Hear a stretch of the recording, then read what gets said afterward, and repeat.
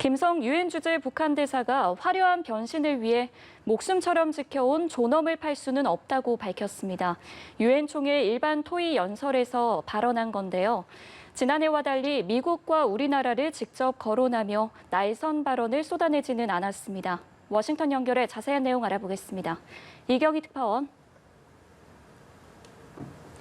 네, 김성 유엔 주재 북한 대사는 미국 뉴욕 유엔 본부에서 열린 유엔 총회 일반 토의 연설에서 화려한 변신을 위해 목숨처럼 지켜온 존엄을 팔 수 없다며 북한은 인민의 안전을 굳건히 담보할 수 있게 된 현실 위에서 사회주의 경제 건설에 매진하고 있다고 말했습니다.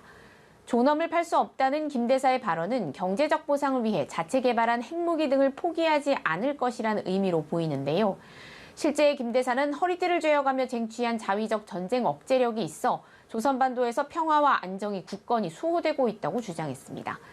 그러면서 전쟁을 억제할 절대적인 힘을 가질 때에만 평화를 수호할 수 있다고도 강조했습니다. 김 대사는 10분가량 이어진 연설에서 미국이나 대한민국이라는 단어 자체를 언급하지는 않았는데요. 지난해의 경우 김 대사는 미국의 적대 정책 등을 거론하면서 대미 비판 수위를 높였던 바 있어서 올해는 차이가 있습니다. 공무원 피격 사망 사건을 둘러싼 한반도 상황 등을 고려해 발언 수위를 조절한 것으로 풀이됩니다. 네, 한편 미국에서는 오늘 대선 후보 첫 TV 토론이 열리는데요. 코로나19 여파로 현장 유세가 제한되는 상황에서 한 달여 앞으로 다가온 대선 레이스에 적잖은 영향을 미칠 것으로 보인다고요. 네, 도널드 트럼프 미국 대통령과 조 바이든 민주당 대선 후보는 약 3시간 뒤 오하이오주 클리블랜드에서 첫 TV 토론을 합니다.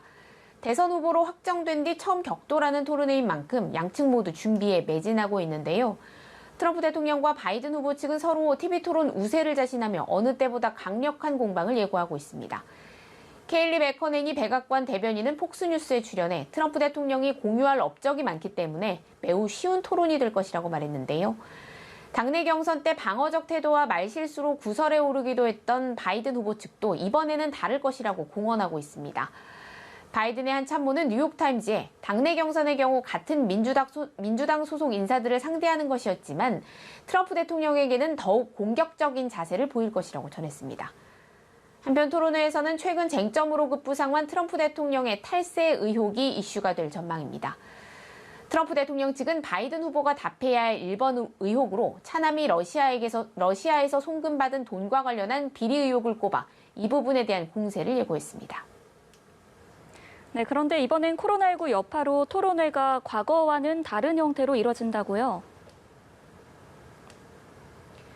네, 과거에는 평균 900명, 장소에 따라 1000명이 넘는 방청객이 참석하기도 했는데요. 이번에는 코로나19 속에서 열리다 보니 방청객이 코로나19 검사를 받은 80명 안팎으로 매우 적습니다. 또 후보 사이 악수나 별도의 스킨십도 없고 후보들이 토론 후 취재진을 만나는 장소인 스피룸도 마련되지 않습니다. 토론회가 시작되면 후보들은 모두 발언 없이 곧바로 토론에 들어가서 두 후보의 신상, 연방대법원, 코로나19, 경제, 인종과 폭력 등 6개 주제별로 15분씩 총 90분간 토론합니다. 선거운동에 제한이 있다 보니까 TV 토론에 쏠리는 관심이 더 클 것으로 보이는데요. 응답자의 74%가 이번 TV 토론을 시청할 계획이라고 답한 여론조사 결과가 나오기도 했습니다. TV 토론에서 가장 많은 시청자를 기록한 때는 2016년 대선 당시 트럼프 대통령과 힐러리 클린턴 민주당 후보의 1차 토론이었습니다. 8,400만 명이 시청했는데 이번에는 시청자가 1억 명을 넘길지가 관심입니다.